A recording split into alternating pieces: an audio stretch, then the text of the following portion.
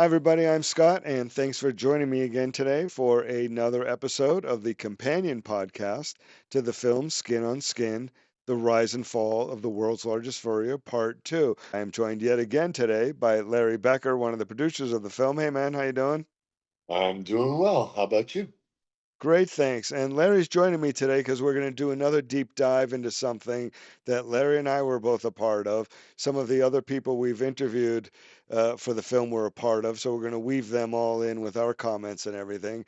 And what I want to talk about today, and I think we're calling it L.A. Confidentially, is our escapades in L.A. And we've told you celebrity stories and whatnot in the past, but what I want to dig in today is what it was like working for all of us working in LA in this fur business that was contrary to the lifestyle there, certainly not a utilitarian product in Southern California by any means. And yet, from the time Larry went there, and then I followed Larry, and then Brian Witt followed me, it was just sort of up, up, up until it wasn't anymore. So I want to dig into that with both of us. And since you, Larry, went before me, let's start with you, and then we'll weave me into there, and then from our conversations with Brian, we'll bring him into this also. But so, what were you doing in 1982, right before they said we want to move you to LA?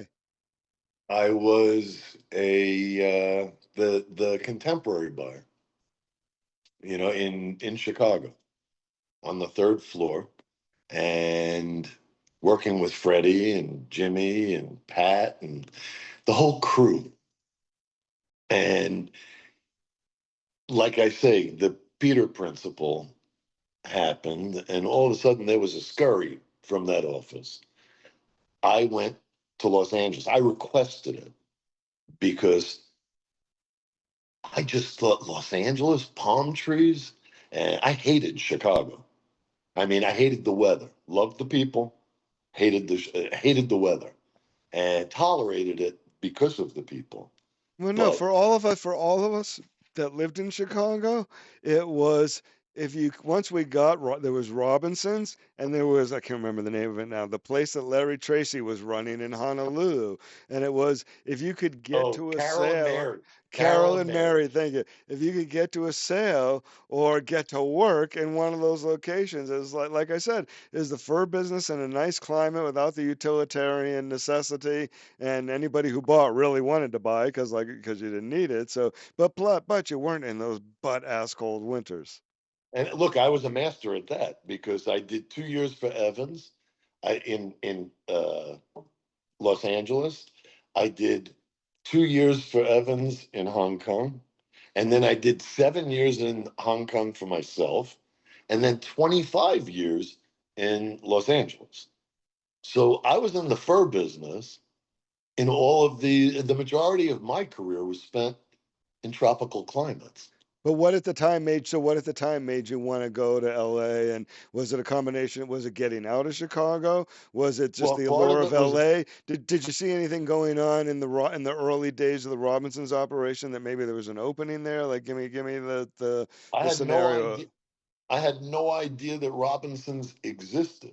Well, What I learned was, number one, it wasn't all that comfortable for me in LA.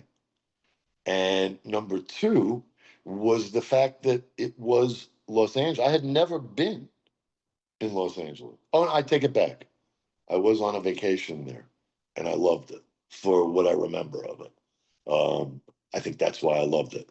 But it was, again, that was my way to get back. Remember, I came from Florida. So I knew what beaches and warm weather were like.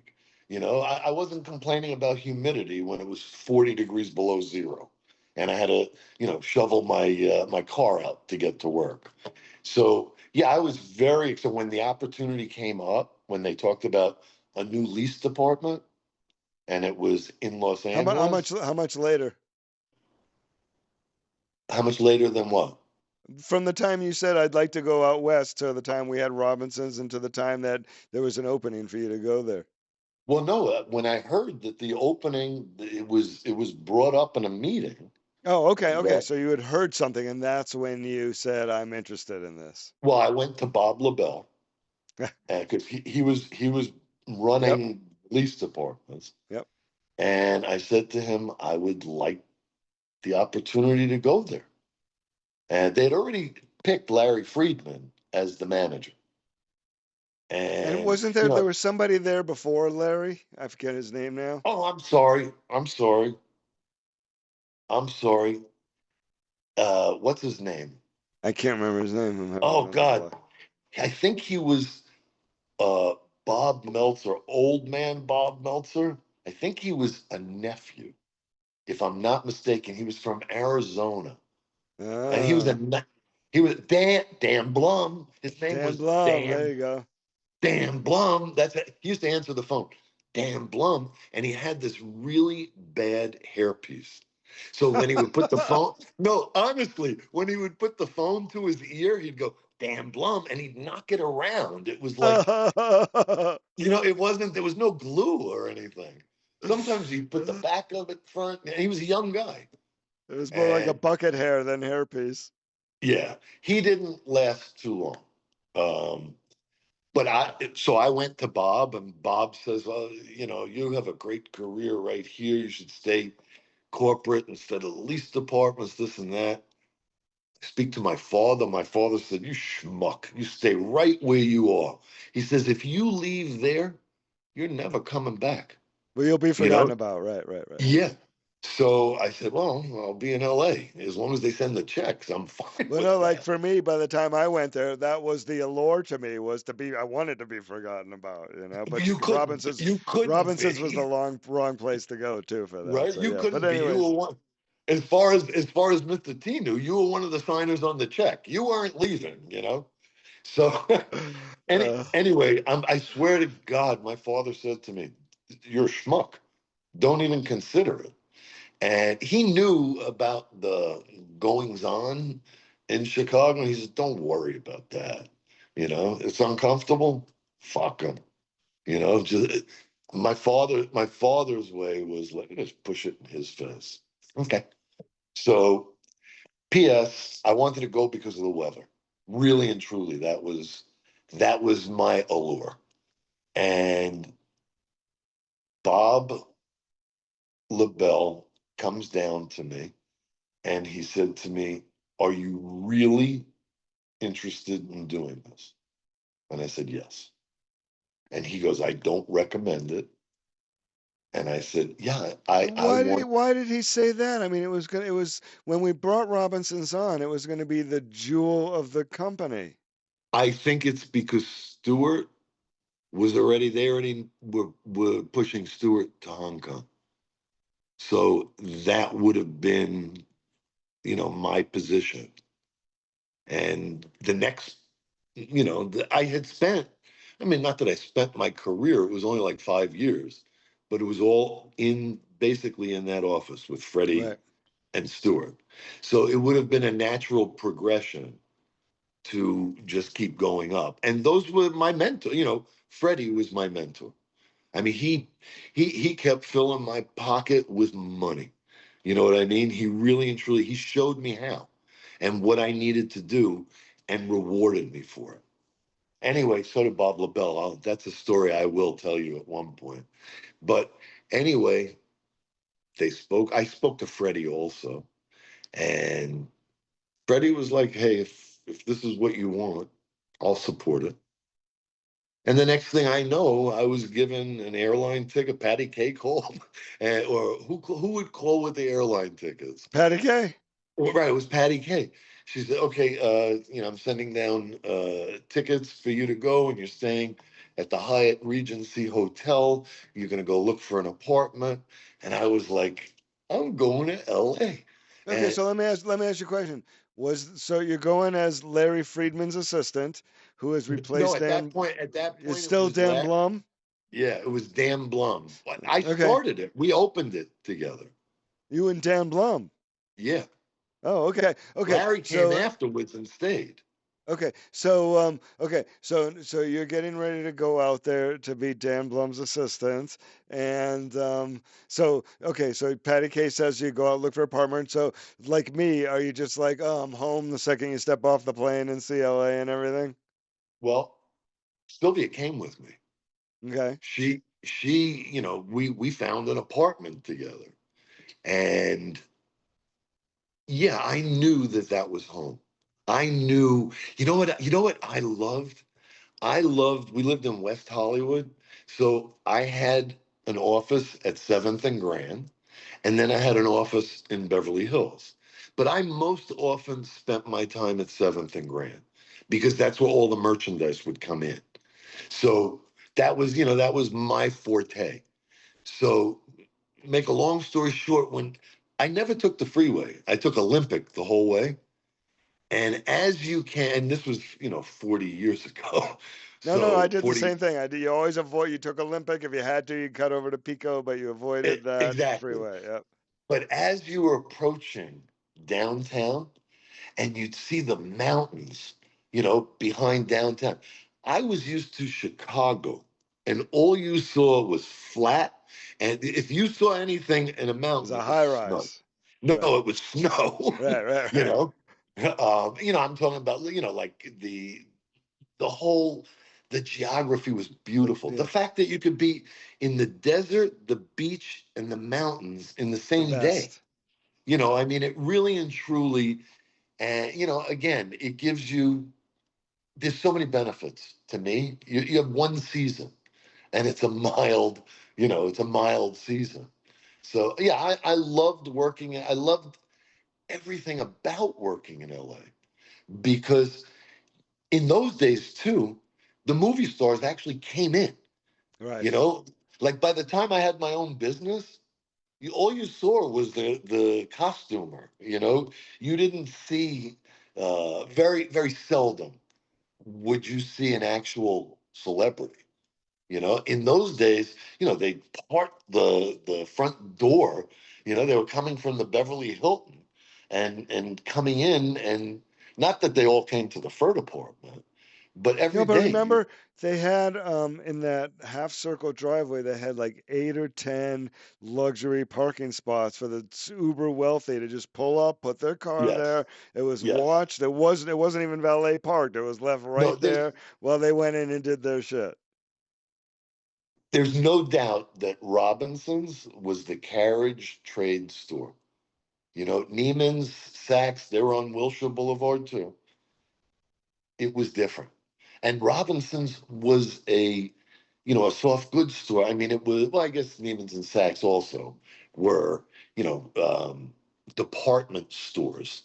But Robinson's was the one that catered to the elite, to the true Beverly Hills customer. 82 Okay. because now I needed a country to live. So Okay. I checked out Israel, I had family in England. So I looked at England and that seemed too gray for me. Israel seemed pretty harsh. And then I had a sister who lived in LA and she says, come visit. So I came to visit.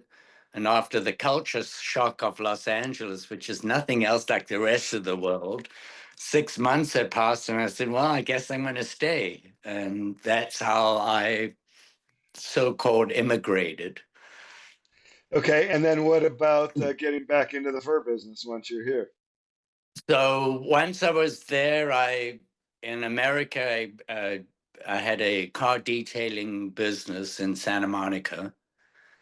And then I decided I didn't want to do that. So I ventured off into other illegal businesses, which eventually, went belly up. And I needed a job because I had no more money. And my father knew Mr. Meltzer from the fur business because every year he would travel and buy skins in New York, Canada, Alaska, and all those places. So, he said, well, I can get you a job. And I went, okay. And he says, it's downtown Los Angeles as a stock boy and it pays So $3. had you worked in the fur business back home or no?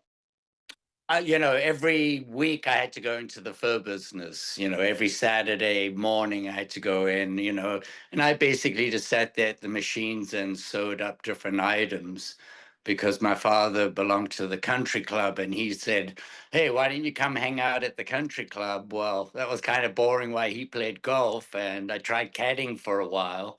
And back then, in those days, you went out in the field and, they practice ranged and you picked them up. And I go, nah, this isn't for me. So then I started making fur garments and selling them in the pro shop, so that was kind of profitable. So, that was pretty good. Okay, so you'd had a taste of it. So okay, Yeah. so now he gets you into Robinson's, and did you go downtown? I went downtown and I became, I guess an assistant stock boy, I guess you call them back then. Had you seen the other Robinson stores? Because that downtown store is a decrepit, like ready to come down in the next earthquake type of building. No, I hadn't. I don't really go to department stores. And then one day, I think I'd been there like 3 months, and he says, "Go out to Beverly Hills. They need help because storage business, we were taking in, thousands and thousands of units, and, the old people can't really handle all the units going up, 5, 6 racks at a time. So they sent me out there and I started working there. And, next thing I know, Fred Brenner, who was the manager, says, "Well, how about being my assistant?" I went, "Okay, it's another promotion. Beats the $3.25. Uh, So now I'm his assistant for a while. And then Magnans approached me and said, "We want to open up a store in Pasadena. We want you to manage it." And, they paid me a lot more than what Robinson's was paying me. and at this time, the fur business is booming in LA. It's Magnum, booming. Robinsons, Broadway, Bullocks, everybody's fur business is expanding. Oh, yeah. Everybody is, millions of dollars are passing. It's great. I, I don't know what the height of the season ever looked like or the height of the industry looked like, but, that was definitely up there. In the early 80s, it was great. And then, so I started with Robinson's in 83, Okay. and then I left them in 85 and went to Magnans and opened up this, a store in Pasadena. And that was just awful, It was hot out there, no air conditioning, A totally you know. different customer too. Different customer. They changed management, and the new management, we just didn't jive too well. So then after 3 months, I left there and I thought, well, I'm done with management, so I'm just going to go sell furs. So then I went to Saks Fifth Avenue, Woodland Hills to go, sell garments.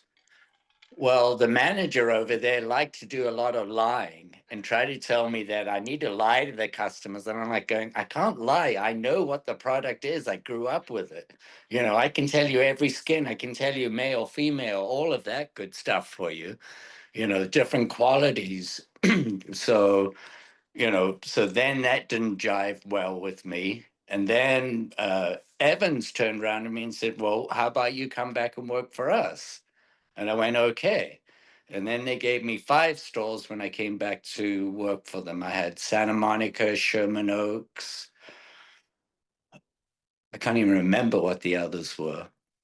So, and And Larry Friedman and Larry Becker are both still there at that time? yep, yep. Yep. Larry Friedman was my first boss at, Robinson's.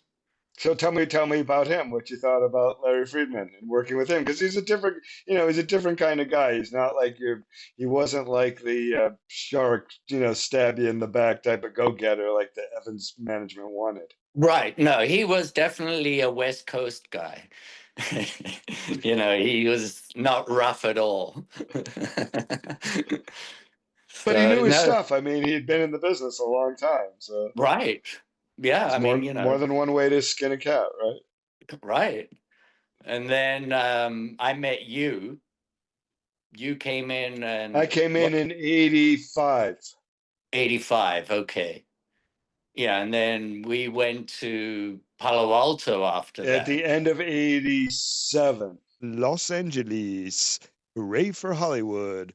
Larry Becker, myself, and then Brian Witt, 1, 2, 3 in a row, all followed each other as the assistants to the general manager at Robinson's in Los Angeles. And so Larry's out there from 82 to 84, end of 84, at which point I am an assistant to all the divisionals on the 13th floor. And I went around between McGrath and Craig O'Malley and Richard Gross, and I forget who else I may have helped. But, you know, again, just kind of just like what you were saying, you get a nice little rounding off of what went on in the training program at that point. And they came to me and said that Larry Becker is coming back to Chicago. And how do you feel about, and I'm pretty sure it was Bob LaBelle, and how do you feel about going out to Los Angeles? And for me, guys, I was in seventh heaven. It's like hitting the lottery. Hitting the lottery for a couple of reasons. A, from before I got into the fur business, and I've told this story before, you know, California was, you know, like the Beverly Hillbillies, California is the place you always wanted to be. And, you know, I had gotten into film school out there and wanted to go. And, you know, my family wouldn't, it wasn't about money. My family wouldn't let me go. It's too far. We'll never see you. And besides, you're going into the fur business. What do you need that for? Anyways. So when they said to me, let's go to LA, I'm like, oh God, this is great. And I'll never forget my grandmother when I called her and I said, oh my God, this is the most exciting thing. I'm going out to California. I'm going to, excuse me, replace little Larry Becker. I'm going to be the assistant. And she said, that is where the root of all evil stems from. So anyways, I moved out there. It was an incredible experience, very much similar to what you said. I'll never forget living at Almont, on Almont between Burton and Third. It was a great location at that time, just down the street from the Beverly Center. So same thing as you. I was like within a mile of where Larry was in West Hollywood, and saw him really quite often. Same thing. He was really good to all of us who came out there. You know, especially at the beginning, making sure that you got settled in, and that you know, he took us out, took you out a couple of times, and you know, like I said, it was just a great experience. And as I've said on the podcast more than once, one of the things I loved about Larry was that he was different than all those killer sharks in Chicago. He still wanted to succeed. He still had a drive and a desire, but it wasn't killer. He wasn't going to cut your throat to get there. Like you said, Larry, he had principles and he had structure, and he had, you know, he was taught. Again, here's another person that came out of a family fur business. So he was taught about the way things are done. And that's kind of what he taught us. So a great experience. All right, Brian Witt, what were you doing and where at the time? So I'm out there from 1985 to 87. And so where are you in 1987-ish when they say it's time for you to head out? I was in Hot Atlanta at the time with Barry Frieden. And that did not go quite as smoothly as everybody had hoped. Oh, well, we know how that one ended. Yeah, we won't go into that. Yeah. So I was actually, I was told I was heading out there, which was great, new opportunity. And I had heard good things about working with Larry Friedman. And what so were you doing at the time? I was an assistant and doing the bridge furs in Atlanta for Macy's Atlanta. And well, what I was doing there was we were making a money is what we were doing.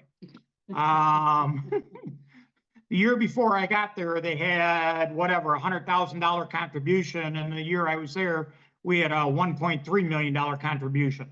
I'm not saying it's all because of me, but we No, made some it changes. begs the question, where'd the money go before you? Yeah, well, I was working with Robert McLaughlin, and I don't know if you remember Robert. He was up in Alaska, Nordstrom's. Yeah, no, I worked with him in Chicago. Did he come out to LA too?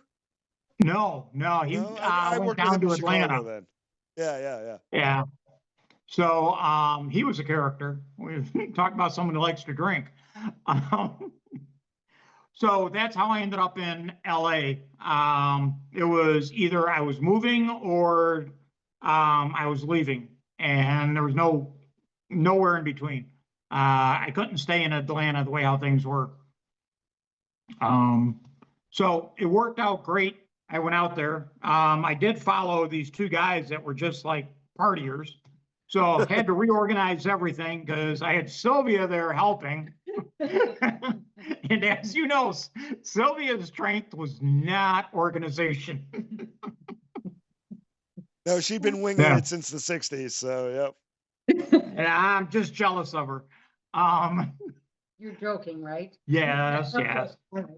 So when I got out there, I had to learn, like everybody, LA, had to learn the traffic, had to learn the systems. Larry was great in getting you acclimated and whenever you had questions. Majority of the days, I always went downtown and met him at about 7:45, and then I would leave about 9:15, 9:30. Once the stores were starting to open, and I could get out and I would hit 3 or 4 stores in a day. And I always juggled it. I never really kept a set schedule as to what stores I was going what days. I didn't want them to get too complacent knowing I'm out there every Tuesday morning at 10 o'clock and have my coffee and Cinnabon ready.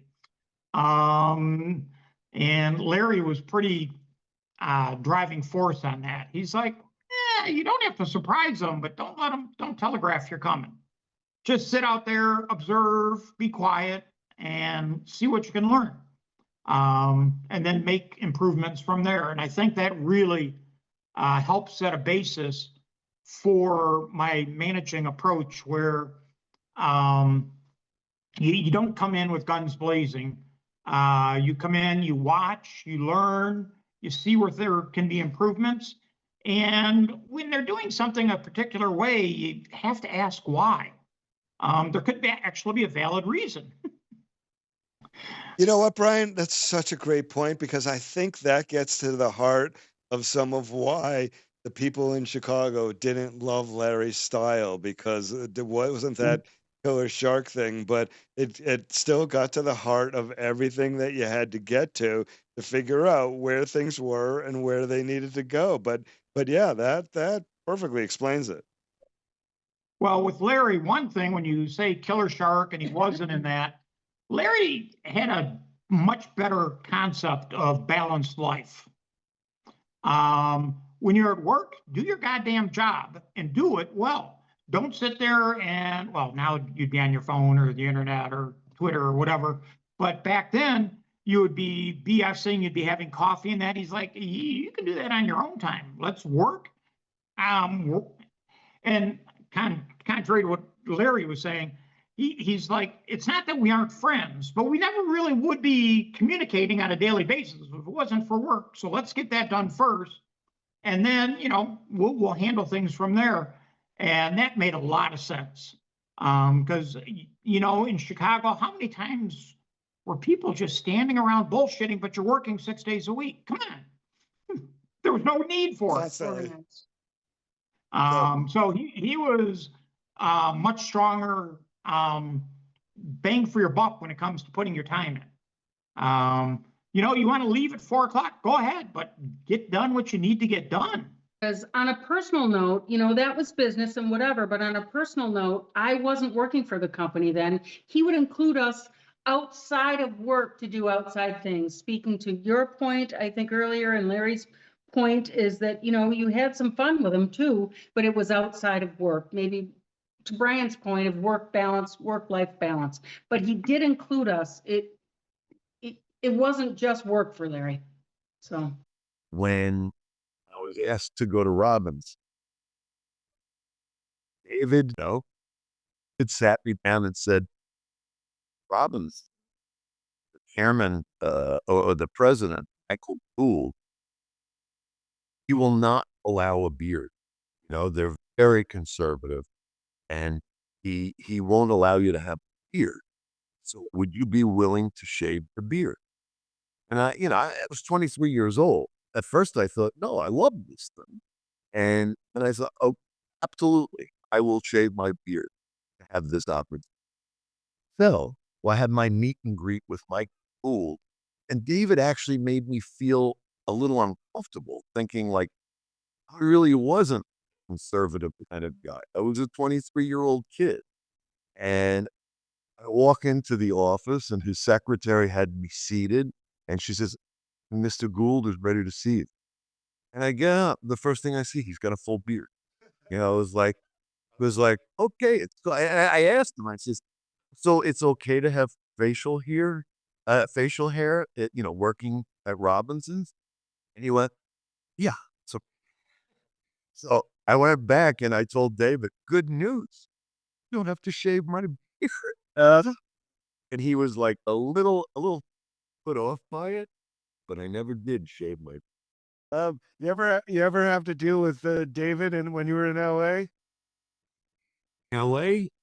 No. Okay, so I don't think David actually ever toured the LA one in the 2 years that I was there. okay, well, in the almost 2.5, in the 3 years before I went to San Francisco, he came a couple of times, and because he's my cousin, I had to be the one to schlep him around and everything, Entertain him.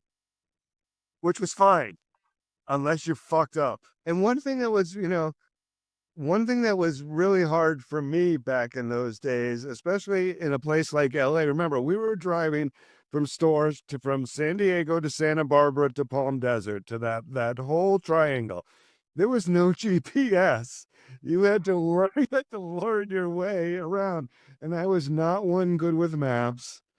And it's like it took me repetition to learn shit like that. So David would come out, and David did not have a lot of patience for mistakes and whatnot.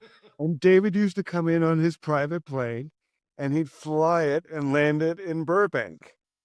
Now, I don't know if you've ever been to the Burbank airport, but as I recall, you have to cross this set of tracks to get there. That's not the easiest set of tracks to get around. Yeah. And one time taking him, and remember, it's his private plane, Yeah. so he's not on a schedule or anything. But one time taking him back to Burbank, I literally could not get across the tracks to get to the other side. As he's huffing and puffing, and the exasperation increases. And then Larry's in the back seat, like ready to kill me. And finally, I did get him there, but for months, he would say to me, have you figured out how to get to Burbank yet? And you just find the hard way sometimes. You know what? He used to make me nervous. That's what it was. He made me, well, because of the way he was, it was either the charming thing or he made you very nervous around. Yes. Because you wanted to please. Simple as that. By pleasing him, being in his good graces. For me, my only real association to retail was Chicago, the Chicagoland stores. So you were totally tainted. Oh yeah, I mean, please. I get to Los Angeles, and it all started with the first job that when we took over. The most grueling and difficult job was going through their vault in Pomona. Do you remember the vault, the service center? We had 40 something thousand coats in storage, of which like 31,000 were dead storage, and half of them were old movie Wow. stars. They were all movie stars that were dead, like Lucille Ball. And there's a great story with Larry. So the in going through all that dead storage, there was this one bundle of 9 leopard skins. And I'm telling you, it took us I want to say 6, 7 months to go through the vault, to actually physically handle every piece. And we come across, so Larry was there already. This was after Dan, was relieved. There was this bundle of 9 leopard skins. And I happened to be living in an apartment that had a fireplace. So I was like, oh God, one of those leopard skins would look really nice in God, front of my schmuck. fire, in front of my fireplace. And Larry says to me, well, let's find out, if they're dead storage, if, we can't reach the people, then, you can buy one. We'll figure out how you can get one. Well, it turns out that we both ended up with one of those leopard skins. And it did turn out to be dead storage. And I don't think we ever had to pay for it. It was basically a gratis gift. I ended up paying handsomely because although although I had it right by the fireplace, and LA was never, you never needed the fireplace for warmth, but I used to turn it on for mood lighting. Right? Well, all I can tell you is, Back to Brian talking about those stoners that preceded him. So, well, I mean, not for nothing. Sparks came out and set that thing on fire. So yeah, it destroyed that and my dog. My dog, I had a dog. What the hell, Cecil? I had a dog that Sylvia and I went for a weekend to Vegas, and it wasn't even a weekend. It was just basically overnight. We drove and came back the next day. The dog was so pissed off that he ate the linoleum floor in the kitchen. oh, nice. So, yeah, between that and the damage from the fire, I do believe that I lost my security deposit. But So, it so was what did very, what it did was, so what did you think when you started going around to the stores though and seeing this dichotomy of businesses compared to what you knew in Chicago, which again is very well, dangerous. the first thing that I noticed was that there was no need to support 21 stores with merchandise.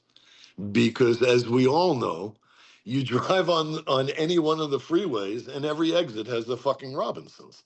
So, it really didn't require, it didn't make good sense, to have small collections, a representation in every store. We focused on the best 5 and they were diverse. I mean, you had Beverly Hills, you had Newport, and we had, oh no, we didn't have San Diego right away. The UTC, was it UTC?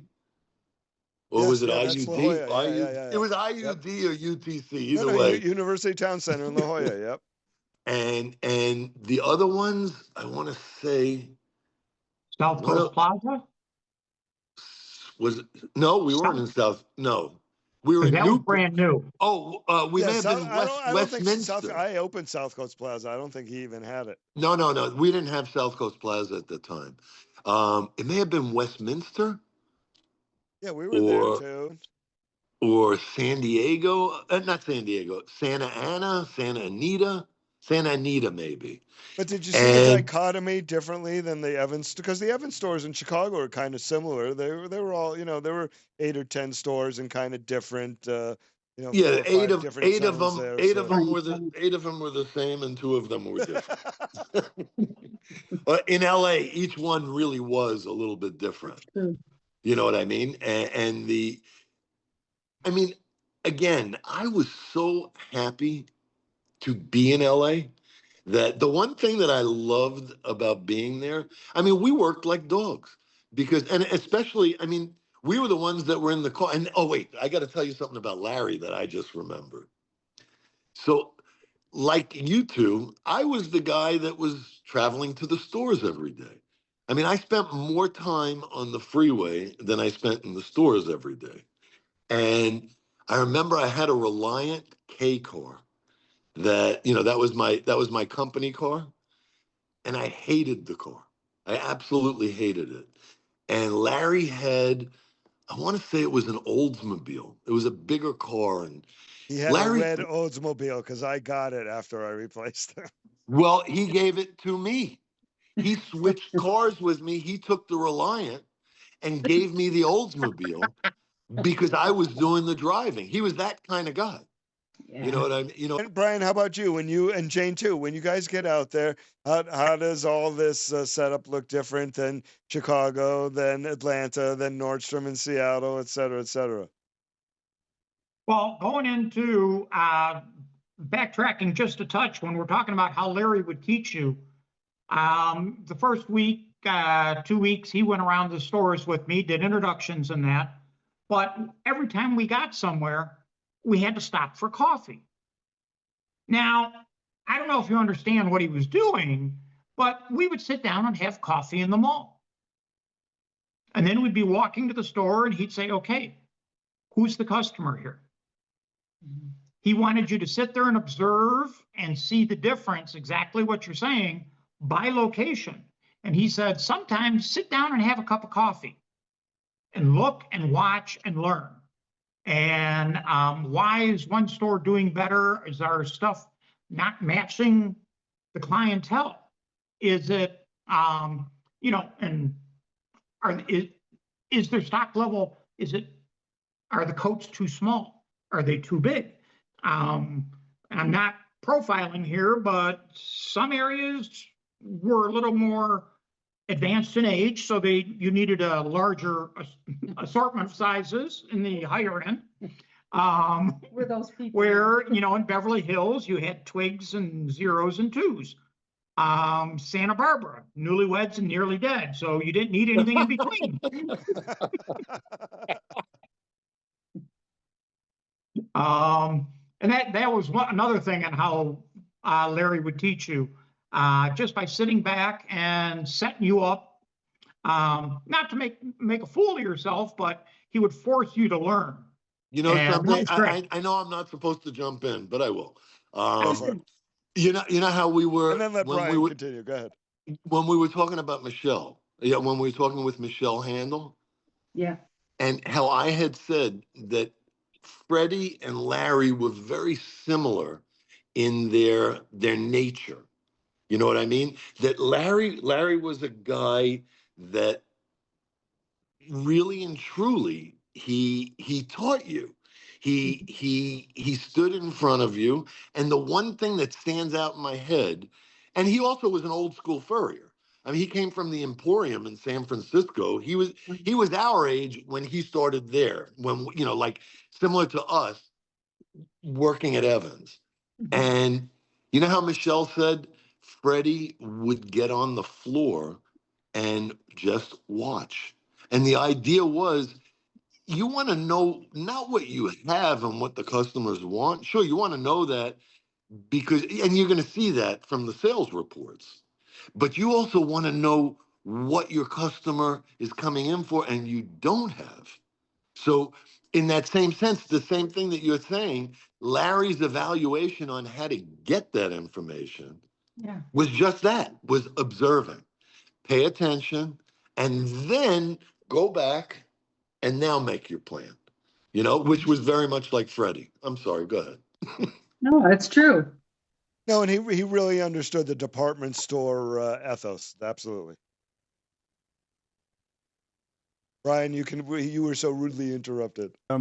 When I went out to take your job in LA, after you went from LA to where? To Hong Kong or back to New York or Chicago? Or where you Went from LA to Chicago. Okay.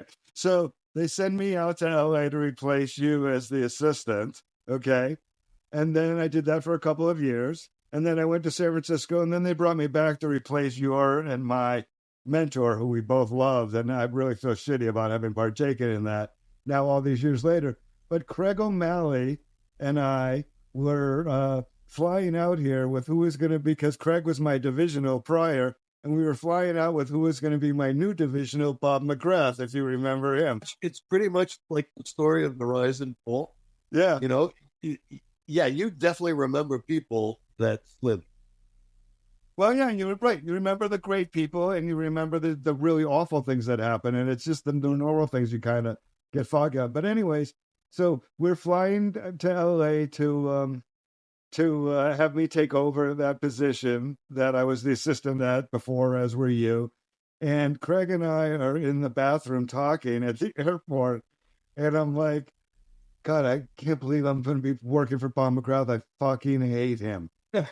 Toilet flushed, the door to the bathroom opens, and out walking Bob McGrath.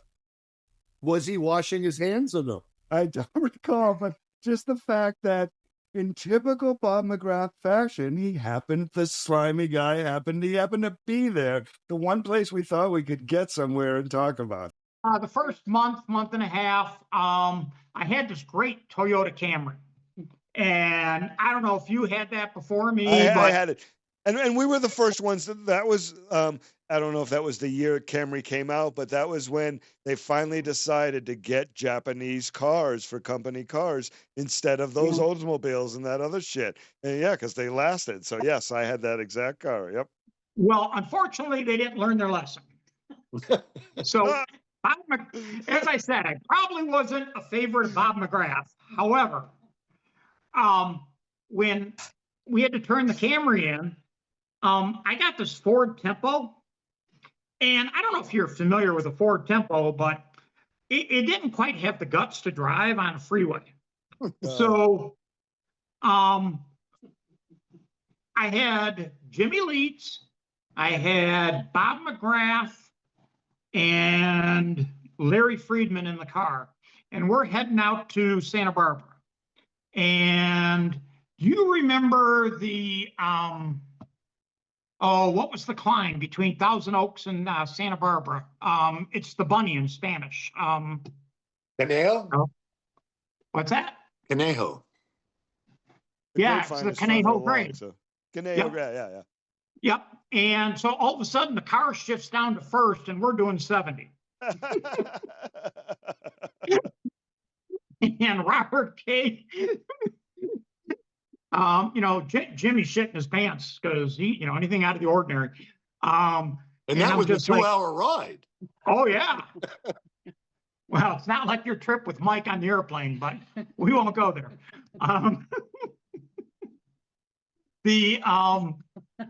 So all of a sudden they're like, what happened? I'm like, you guys bought me or got me a shitty car. Well, this is a death trap. And I'm like, yeah. And you're going to get me something different? Oh, well, next time. I'm like, sure. So that problem was actually taken care of because Bob McGrath came to town like 3 months later. So he needed a car. So after he decided to go out for dinner entertaining one of our new hires, somehow he crashed it. Somehow he crashed it, and I'm sure he was sober at the time. Oh, God. Yeah. So I'm like, well, do I get a new car now, Larry? Evidently, Bob didn't like it. David Meltzer was trying to retire and, go enjoy the riches that he had made and the success he had. And he couldn't do it because things were going downhill even before he left. And the succession was not set up properly. He just anointed his son as CEO, and he pitted people against each other before he left. And the environment, it was just not a good environment going into a wartime scenario. And so eventually they hired this guy from the outside, Leonard Levy. And here's my experience with Leonard Levy. So I'm back in LA on my second go round. Now I'm in charge of all of the Evans Fur Salons at J.W. Robinson's, which is 15 or 17. I forget how many. And Leonard Levy, this new CEO who replaced David and replaced my cousin Robert, was coming in for his first visit to my stores. And he was supposed to come in and get me, and I would escort him upstairs for a meeting with Robinson's management, as was always customary. Well, I'm looking at my watch, and the time goes, and there's no Leonard Levy. And, this is before the days of cell phones. So, if you couldn't find somebody, you couldn't find somebody. 20 or 30 minutes later, I'm sitting in my office, and this guy walks in. He kind of storms into my office, asks the people up front, "Where's Scott?" They send him right back. And he walks into my office, and he puts out his hand, and he goes, "Scott, Leonard Levy." And I stood up and I shook his hand, and I was taken aback a little bit. And I said, "I thought we were going to go upstairs for this meeting." And he said, "Oh, I just came from upstairs." And let me tell you something. If I had to guess, I would say that these people here at Robinson's, they don't like you very much.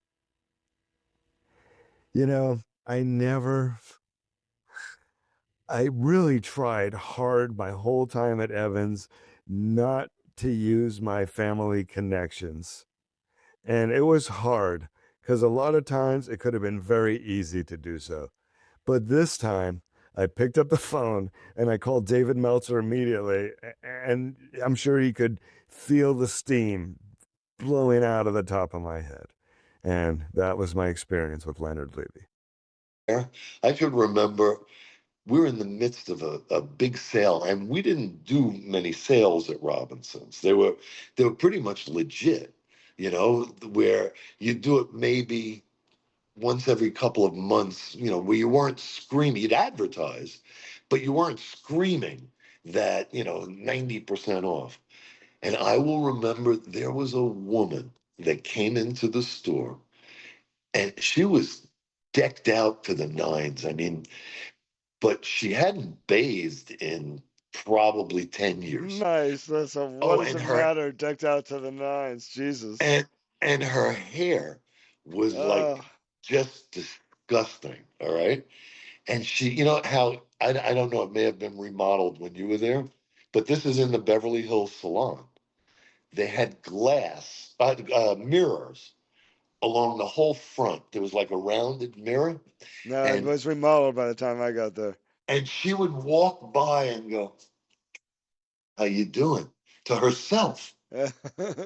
And she would just keep walking back and forth. And I was like, oh my God, this Call woman is security. nuts. This woman is, we called security. Well, they knew her Right. because I think Just she a had a regular. dip account. I think she actually had a credit card with a big dip account. I was cracking up when Brian was talking or Jane was talking about getting that sale through for $120,000, and he had a Robinson's account. I wonder if he put it on that dip account. Remember the dip account, the deferred Yep. interest payment? Yep. And I mean, that was like everybody. I used to laugh when they'd say, "I'm going to But put that that's on my." So all I'm going to say is, all right, so all of the guys are standing around, as you can very well imagine. And who is this girl? I was no longer working for Evans. I was working somewhere else. I'm helping out Brian. And this woman and her husband walk in, and I thought, geez, this looks pretty good here, but you never know. And so I started talking to them. She said, listen, I want a chinchilla coat. And she asked for a chinchilla. We had one. And this woman was tiny. She was small. We had one coat. And so I think I had Brian take it back or something like in the back. I said, oh, we have one very special coat.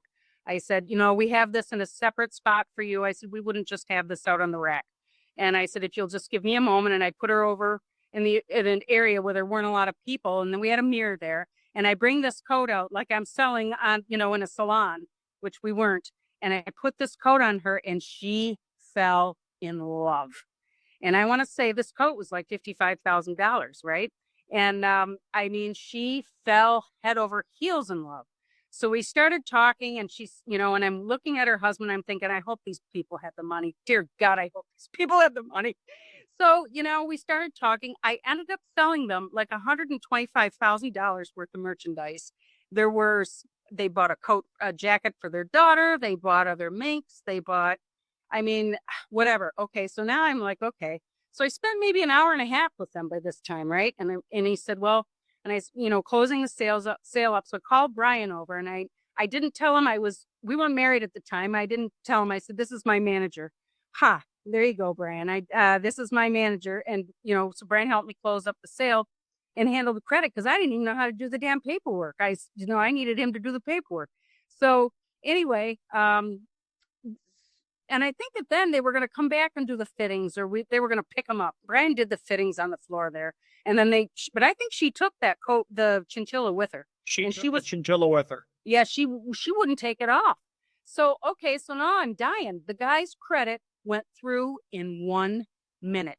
It was on a Robinson's charge. It was $125,000 and it went through in 1 minute. She walked out with that chinchilla, and I think we kept the rest for monogramming or whatever.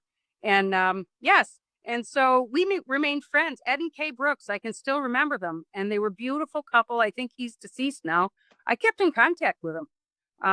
Anyway, that's a story. And that night, I think we let all up. Brian and I were then invited to go to dinner with all the big shots. And we went back to a place we never would have looked forward to eat in Beverly Hills.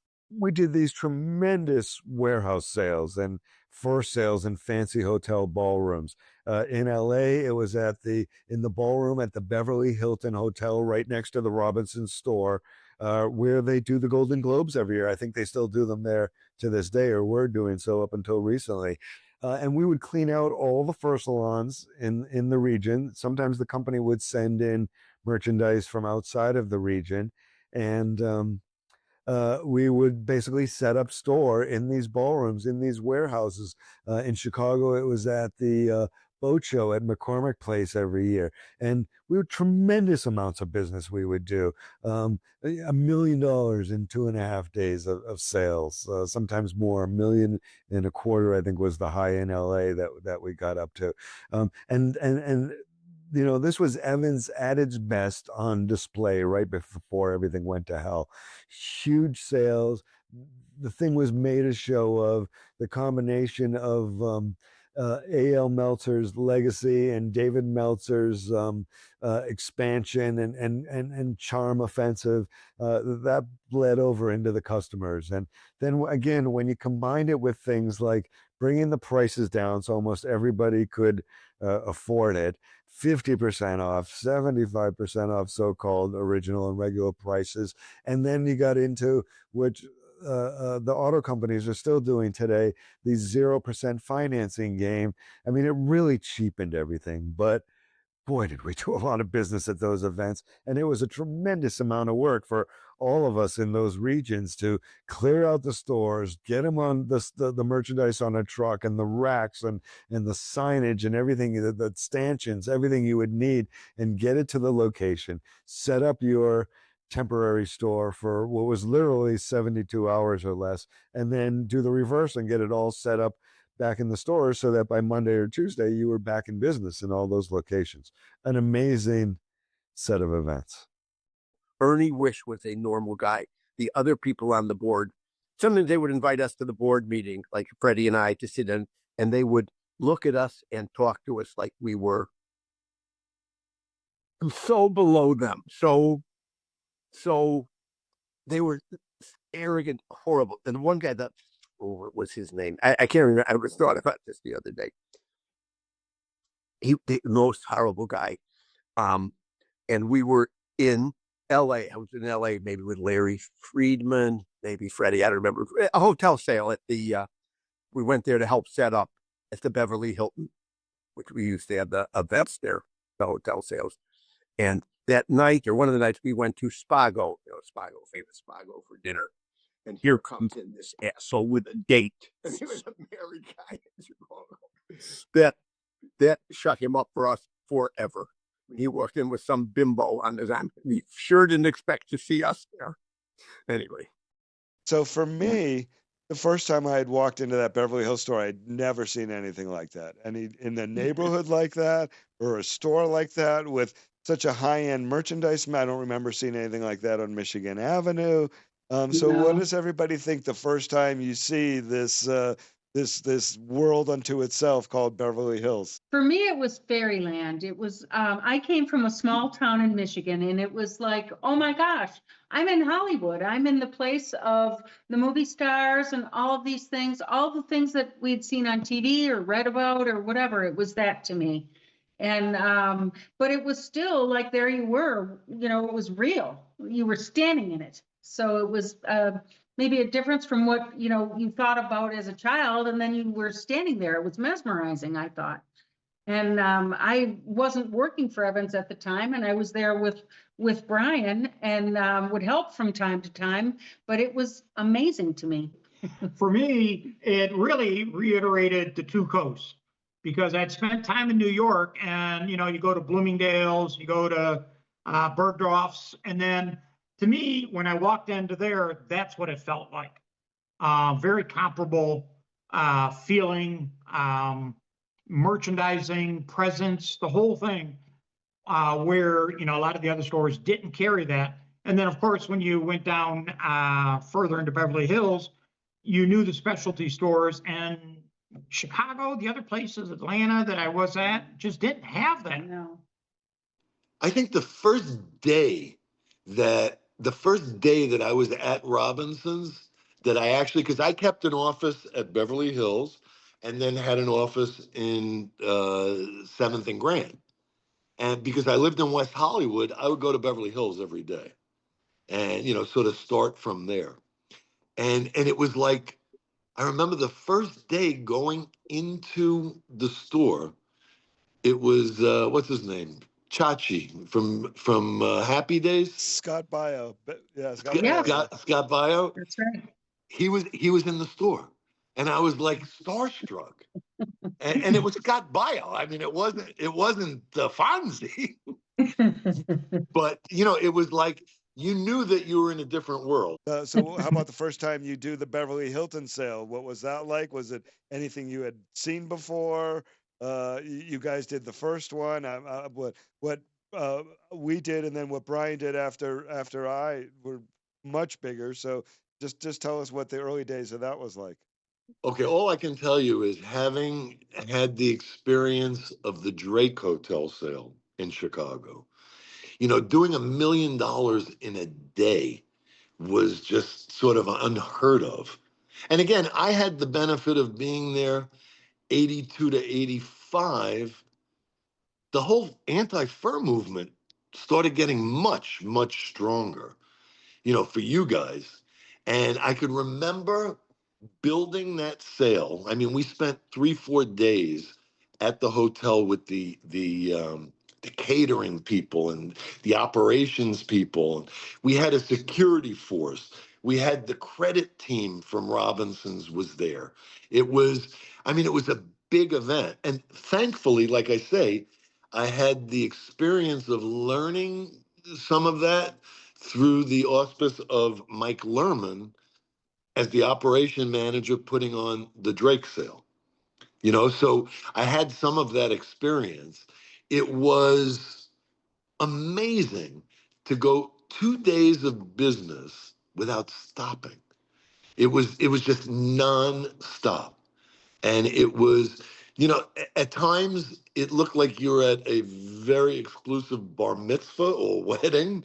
We were serving coffee and hors d'oeuvres. And it was... bar, we're getting people schnockered in the morning. And well, that was mostly Larry and I in the first sale. But no, I think we had a couple of guys from Robinson's security getting schnockered. But I will tell you, that was my first time of seeing anti-fur movement in California. And I remember it was the security team from Robinson's that said, watch out for these people when they came in. And I'm like, how do you know? And sure enough, they were wearing those jelly shoes, the plastic shoes. And he was like, the guy from security says to me, he goes, just we're gonna follow those people, keep your eye on them. And there was so many people in the ballroom at that time. And these people, they were organized. They came in and there was a whole rack of furs that ended up getting slashed because we were just so busy, that we couldn't help everybody. And they acted really fast. And we were made aware of it. And still, again, that's how sometimes mistakes can get discarded. They get brushed under the rug when you have success around it. But yeah, that was the company. Yeah, well, yeah, exactly. Exactly. So But I can remember the celebration of that. And now I'll go even further. So that particular sale, I think I had told you, Scott, that we used to get our bonuses in March. So the progression for me that year was I had a baby on February 22nd. You know, our first child was born. I think it was like the 28th that the hotel sale took place. Then we had the symposium in Dallas. And then it was bonus time. It was like, the middle or end of March. And I got a bonus we were out in the boonies. I got a bonus in my regular pay. And it was very substantial. And I was really excited, and everything was perfect in my world until Bob LaBelle came like maybe 4 or 5 days later and made my world even more perfect, because he sat me down with Larry and he hands each one of us an envelope. And I look at the envelope and I open it up, and it was a bonus check for $10,000. And I said, Bob, and I give it back to him. I said, Bob, I got my bonus. Take the money. I said I got my bonus in my paycheck on Friday. And he says, this year you guys are getting a double bonus because of what we did at the hotel sale. So Yeah. for me, it was Nice. like, it was, my world was set on fire. That was when I started ablaze. You know what I mean? It was like, I remember when I moved over, I told Sylvia, I remember coming home to her and saying, I'm moving to LA. And I says, I'm going to LA. I got 21 stores and mega bucks. I think it was $20,000 a year. My bonus that year ended up being $20,000. So, and again, a big part of that was because of that hotel sale. But I'll never Yeah. forget the first time, and again, like I say, I wanted to be out there. The first being starstruck, the first time I walked into that empty ballroom and realizing this is where they do the Golden Globes every year. Yep. And I looked up and saw that chandelier that you see on TV every year, that's still there, that you see on TV every year. And, I just had that warm flush go through my body. And it was just, I'll never forget that moment.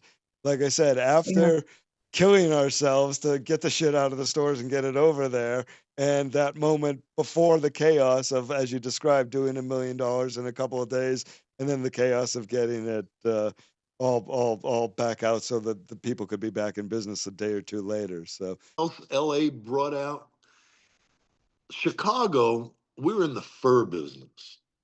When we moved to LA, we were in the fashion business. excellent point. It really That's was. true. It became a whole different guise of business for us. We were selling fur in a utilitarian manner. Now we're selling because you needed fur to keep warm.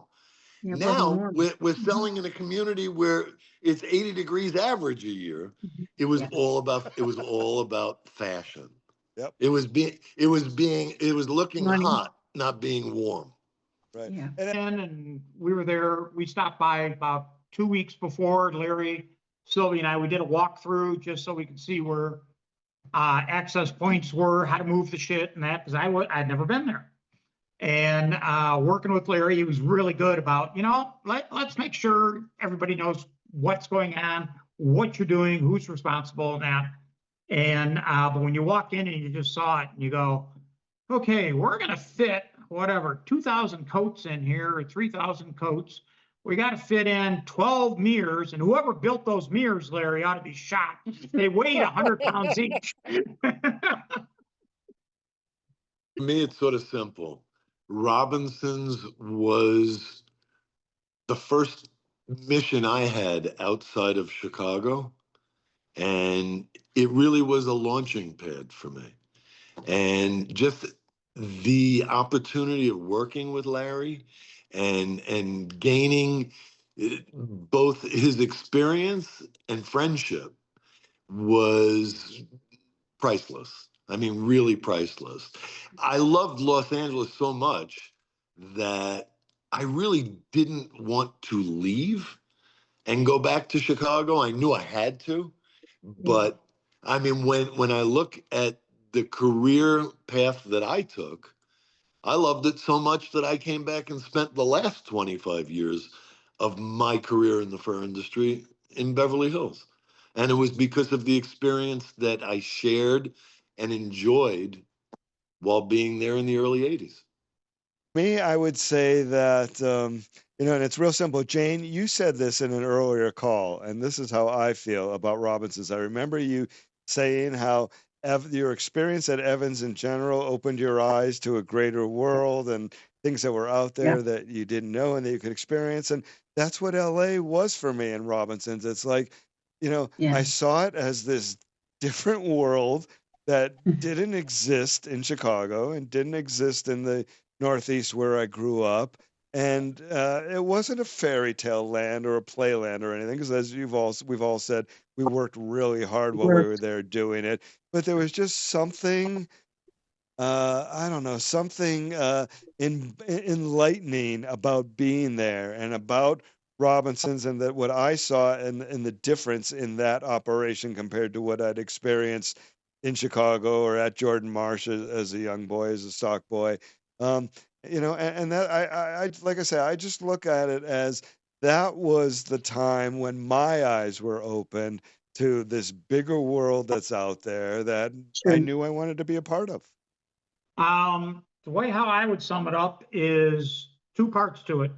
One, working with Larry, the best way I can summarize that would be he taught me the difference between LA and Chicago was if you slow down, you can learn and be much more effective. Basically, slow is steady and steady is fast. Instead of running around like a chicken, just slow down and have a plan, stick to it, and go forward. You know what? I just observed it from a background position, other than the times that I would help, and I saw how hard Brian worked. I would say Larry was gracious to, Larry and Louise was his wife at the time. I think they divorced while we were there, but Larry and Louise, he was his wife at that time, and they were very gracious to us. I think maybe on a previous podcast, I might have told it, and I'll leave you with this thought. We went out for dinner one night with them at Le Chardonnay on Melrose, which is not a place in West Hollywood. We never would have been able to do that. And I remember just, before they divorced, I was talking with Louise and I said, my God, Louise, what a lovely watch you have on. She said, oh, it's Piaget. And she pulled it off and passed it around the table. Now, in my lifetime, number one, I'd never seen a Piaget watch. And number two, I never had anyone pass around a watch at a dinner table either before. So it was a new experience to see new things. And I'll leave you with that. And it was a blessed and lovely time in our life. As a practical person, when Larry and Louise were getting divorced, they had to push off their divorce by 4 months because his insurance would pay for an eye lift for both of them, but it was her nephew who would do the surgery and eliminate the copay. That's true. Now you can't get any more California than that. That's as LA as it gets, and a perfect place for us to wrap up. I want to thank all of you for joining me today, Brian and Jane Witt, Larry Becker.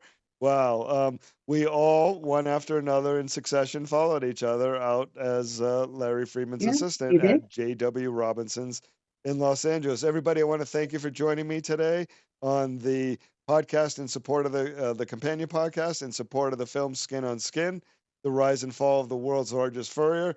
Great conversation, everybody. Have a great day. We'll see you all again real soon.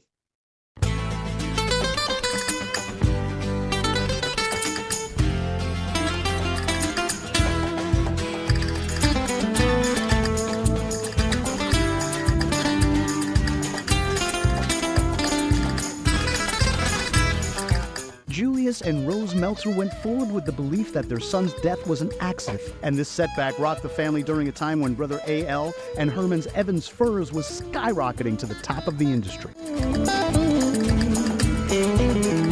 Those Meltzer kids obviously weren't taught how to cope or how to parent or relationship skills were really lacking, and that got passed down. All I know is that he had a photographic memory, he was brilliant, and the family loved him. Yeah, I think she loved the way I looked, so she was always, like I was her little doll. All of his grandchildren wrote reports on Nuremberg at some point in school. And someone would always have an assignment, interview some relative about something. Nonchalantly would toss a question out, and the beads of sweat were pouring off as he's trying to answer Uncle Bernie's question. A lot of people live in fear that, oh my God, is that going to happen to me? In the end, a lot of people got hurt. A lot of customers got hurt. It was just a bad thing. He's with his dinosaur, toy dinosaur on the table, and he says, what happened to these dinosaurs? It was a very unique era.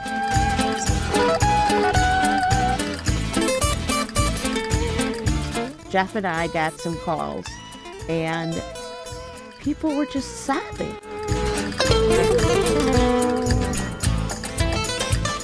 Well, they shut the doors on people. That was pretty high profile. A fish has got to swim and an eagle's got to soar. That's their natural temperament and how they want to live and how they want to play. And when that's blocked, people are really unhappy.